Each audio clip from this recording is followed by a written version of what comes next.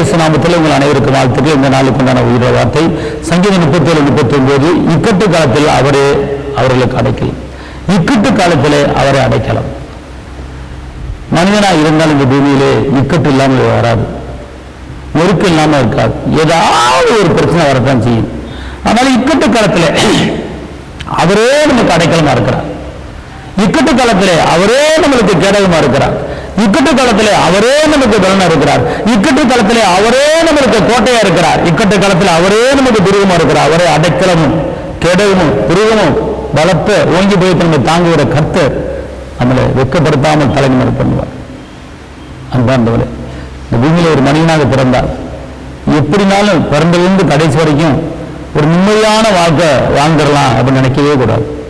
எப்படியாவது இக்கட்டு வரும். ஊழியமா இருக்கலாம், ஊழியத்தில் இக்கட்டு வரும், ஊழியத்தில் நெருக்க வரும், ஊழியத்தில் போராட்டம் வரும். ஒரு தொழில் பண்ற ஆளா இருக்கலாம், இக்கட்டு இல்லாமல் இருக்காது, காம்படிஷன் இல்லாமல் இருக்காது, பொறாமை இல்லாமல் இருக்காது, வஞ்சிகள் இல்லாமல் இருக்க மாட்டாங்க. ஏதாவது ஒரு போராட்டம் வரதான் செய்யும்.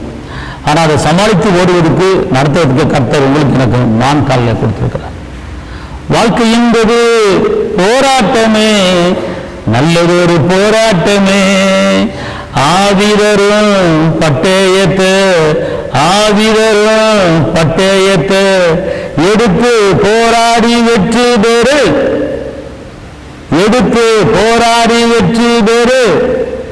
அதாவது ஆவிதரும் பட்டயம் நம்ம கையில் இருக்கும்போது நம்ம ஈஸியாக வெற்றி பெறலாம். நீங்க கலங்க வேண்டாம். அதான் கர்த்தர் சொல்றார், இக்கட்டு காலத்தில் அடைக்கலமா இருக்கிறேன்.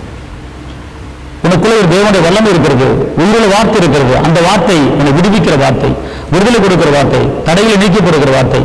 பெருக்கத்தின் மத்தியிலே பெருக்கத்தை கொடுப்பார், துன்பத்தின் மத்தியிலே சந்தோஷத்தை கொடுப்பார், சமான் இல்லாத வேலையிலே சமானத்தை கொடுப்பார். நீங்கள் கலங்க வேண்டாம். இக்கட்டு வேலையிலே கர்த்தர் சொல்றார், ஆபத்து காலத்தை நோக்கி கூப்பிடு, நான் உன்னை விடுவிப்பேன், நான் உன்னை தாங்குவேன், விடுவிப்பேன் என்று சொல்கிறார். அதனால அவர் துணை நிற்கிறார். அவர் உனக்கு அரணும் கோட்டையுமா இருக்கிறார். நீங்க பயப்பட வேண்டாம் என்று சொல்கிறார்.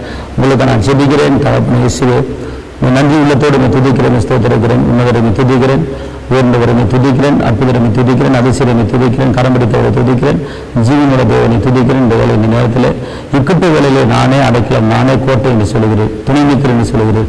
இந்த வார்த்தையை கேட்கிற எல்லாருக்கும் எவ்வளவு பெரிய இக்கட்டாக இருந்தாலும், எவ்வளவு ஒரு பிரச்சனை இருந்தாலும், எவ்வளவு பெரிய போராட்டம் இருந்தாலும் நீங்கள் விடுவித்து தப்பித்து வைத்த போறாது. நன்றி. காத்துக்கொள்ளுங்க, பலப்படுத்தும் இயேசுவின் நாமத்தில் பிதாவே. ஆமென்.